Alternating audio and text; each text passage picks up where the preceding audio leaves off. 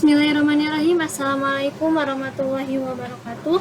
Halo semuanya, kembali lagi dengan saya Dinafia Husaini. Pada video kali ini saya akan melanjutkan video saya sebelumnya tentang fungsi dan prosedur. Jika pada video sebelumnya saya menjelaskan tentang soal level dasar, kali ini saya akan menjelaskan tentang contoh soal level menengah. Langsung saja ke soal nomor 6. Di sini kita diminta untuk menampilkan banyaknya bilangan ganjil dari batas awal dan batas akhir yang diinput dari alat masukan menggunakan prosedur atau fungsi. Nah, di sini saya menggunakan prosedur. Saya membuat prosedur bilangan ganjil, di mana di sini ada variabel i, a, dan b dengan tipe data integer. Lalu di sini saya ada perintah printf scanf untuk menampilkan A dan B, menampilkan nilai A serta memasukkan nilai A, dan menampilkan nilai B dan memasukkan nilai B. Lalu sini ada for dalam kurung i sama dengan A, ini batas awalnya, i kurang dari sama dengan B, batas akhirnya, i plus plus ini counternya. If dalam kurung i mod 2 sama dengan 1, printf %d, i. Jadi jika i dimodulasi dengan 2 hasilnya 1, program akan menampilkan perintah printf yang ini, yaitu perintah untuk menampilkan nilai i. Nah, di sini ada in hasil. Di sini saya menyiapkan variabel hasil dengan tipe data integer. Lalu di sini saya memanggil prosedur bilangan ganjil di mana diisi dengan hasil. Kita lihat outputnya seperti apa.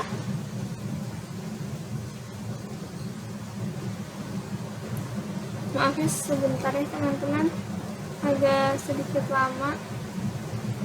Nah, ini keluar. Di sini masukkan nilai A. Kita masukkan nilainya misalkan 1, nilai B-nya misalkan 10.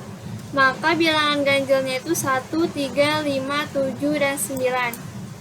Lanjut ke soal selanjutnya, soal nomor 7. Di sini kita diminta untuk menampilkan jumlah deret ganjil dari batas awal dan akhir yang diinput di alat masukan menggunakan prosedur atau fungsi. Di sini saya menggunakan prosedur. Di sini ada perintah printf dan scanf untuk menampilkan masukan nilai A dan menginput nilai A. Lalu di sini ada perintah printf yang kedua untuk menampilkan masukan nilai B dan menginput nilai B. Di sini ada for i sama dengan A, batas awalnya, i kurang dari sama dengan B, batas akhir, i plus plus. Di sini ada if kondisi jika 1 mod 2 sama dengan 1, maka program akan menjalankan perintah yang ini. Namun di mana jumlah sama dengan jumlah plus 1. Ini tuh artinya jumlah sama dengan jumlah plus 1. Jumlah ini kita sudah isi dengan nilai 0 di awal di sini. Lalu di sini ada perintah printf, jumlah deret bilangan ganjil adalah %d. Artinya di sini akan menampilkan jumlah deret bilangan ganjilnya yang tersimpan di variabel jumlah. Nah, di sini ada in jumlah, saya menyiapkan variabel jumlah. Lalu di sini dipanggil prosedur bilangannya. Kita lihat outputnya seperti apa. Di sini diminta untuk masukkan nilai M, 1, nilai B-nya 10. Maka jumlah deret bilangan ganjil adalah 5. Seperti itu. Kita lanjut ke soal selanjutnya, soal nomor 8. Di soal nomor 8 ini kita diminta untuk memasukkan 3 buah sisi, di mana jika semua sisi sama, maka akan muncul tampilan termasuk kubus. Namun jika ada sisi yang berbeda, maka akan muncul tampilan bukan kubus. Nah, di sini saya menggunakan fungsi dan prosedur, di mana di sini saya membuat fungsi masukan. Fungsi masukan ini untuk menyimpan atau tempat untuk memasukkan nilai S dan menampilkan masukan nilai sisi. Lalu di sini ada prosedur bilangan. Pada prosedur bilangan ini saya menyiapkan 3 variabel A, B, C, di mana A sama dengan masukan. Jadi si fungsi yang ini kita panggil di prosedur, di mana kita panggil untuk nilai A, B, dan C. Lalu sini ada if sama dengan A sama dengan B, dan A sama dengan C, dan B sama dengan C, printf termasuk kubus. Di sini kondisi jika A-nya sama dengan B dan A sama dengan C dan B sama dengan C, maka program menjalankan perintah printf. Namun jika kondisi if ini tidak terpenuhi, maka program akan menjalankan perintah printf yang ini.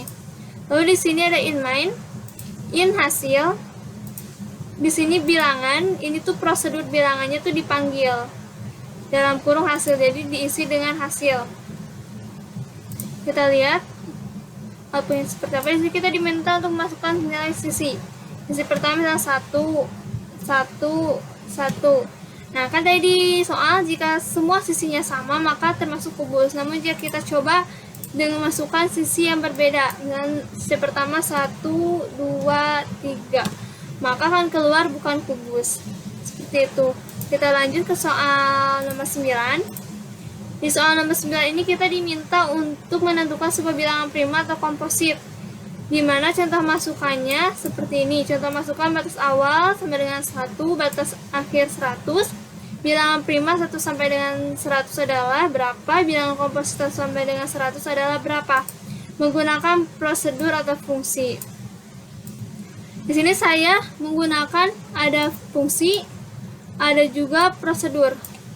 Untuk fungsi sama seperti soal-soal sebelumnya, fungsi di sini saya buat fungsi masukan untuk printf masukkan nilai n dan scanf, artinya untuk menginput atau memasukkan nilai n-nya. Di sini ada return n. Oh ya teman-teman, saya ingatkan untuk fungsi pasti ada returnnya, return n, returnnya. Jadi kan di sini saya ada integer n. Di sini saya ingin mengulang atau mengulang n. Tapi kalau di prosedur itu tidak ada return. Seperti itu teman-teman. Lalu untuk prosedurnya sini saya membuat prosedur bilangan. Di sini ada variabel i, j, bil, awal, akhir. Semuanya menggunakan tipe data integer. Nah, di sini untuk awal, nah fungsi yang ini saya panggil di prosedur. Awal sama dengan masukan, akhir sama dengan masukan. Lalu di sana printf bilangan prima dari persen D sama dengan persen D adalah awal dan akhir adalah berapa. Jadi persen D yang ini adalah nilai yang tersimpan di variabel awal, persen D yang ini adalah nilai yang tersimpan di variabel akhir. Lalu contoh for i sama dengan awal, ini kondisi batas awalnya, i kurang D sama dengan akhir, ini batas akhirnya, i plus plus ini counternya. Bilangan sama dengan 0. Jadi bilangannya itu diisi dengan 0. For ini untuk J ini batas awalnya, batas akhir ini counternya. If, nah di sini ada if. Jika kondisi if mod J sama dengan 0, maka bil sama dengan bil plus 1. If, di sini ada if lagi. If bil sama dengan 2, printf persen D. Persen D itu menampilkan nilai yang tersimpan di variabel i. Nah, untuk bilangan komposit sama seperti bilangan prima, perbedaannya jika pada bilangan prima, bilnya itu sama dengan 2, harus sama dengan 2. Namun, jika pada bilangan kompositnya tuh, si bilnya tuh, hasil dari bilnya tuh tidak sama dengan 2. Nah, di sini ada in main, in hasil. Nah, di sini saya memanggil bilangannya. Bilangan itu, ini tuh memanggil prosedurnya, prosedur bilangan yang ini. Kenapa sih saya nggak memanggil fungsi di sini? Karena fungsinya saya panggil di prosedur. Jadi di sini saya tinggal memanggil prosedurnya saja. Maaf teman-teman. Kita lihat outputnya seperti apa. Di sini kita diminta untuk masukkan nilai n. Misalnya saya masukkan nilai n-nya 1. Nilai n selanjutnya 8. Maka nilai bilangan prima di 1 sampai 8 adalah 2, 3, 5, 7. Sedangkan kompositnya 1, 4, 6, 8. Seperti itu. Nah, untuk soal selanjutnya, soal nomor 10. Di sini kita diminta untuk mengkonversi bilangan bulat positif ke angka Romawi menggunakan perulangan. Dengan prosedur dan fungsi tentunya. Prosedur atau fungsi, maaf. Nah, contoh masukan contoh keluarannya seperti ini. Di sini saya menggunakan fungsi dan menggunakan prosedur juga. Untuk fungsi di sini saya buat fungsi masukan untuk memasukkan nilai. Lalu di sini ada prosedur bilangan Romawi. Nah, di prosedur ini kita masukkan rumus atau algoritma untuk merubah atau mengkonversi bilangan positif ke Romawi. Jadi saya menyiapkan variabel i, j, n dengan JP data integer. Nah, di sini fungsi masukan saya panggil, di mana n sama dengan fungsi masukan. Ini tuh masukan itu adalah fungsi yang kita buat di awal di sini. Saya panggil di prosedur di sini. Lalu di sini ada if dalam kurung n kurang dari 1 atau n lebih besar dari 3999, maka printf bilangannya Anda masukkan. Jadi, jika kondisi if ini terpenuhi, maka program akan menjalankan output atau menjalankan perintah printf yang ini. Namun, jika tidak terpenuhi, program akan menjalankan ini. For j sama dengan 1, j kurang dari sama dengan n, j plus plus. Ini kondisi awal dari for, akhir, ini counter.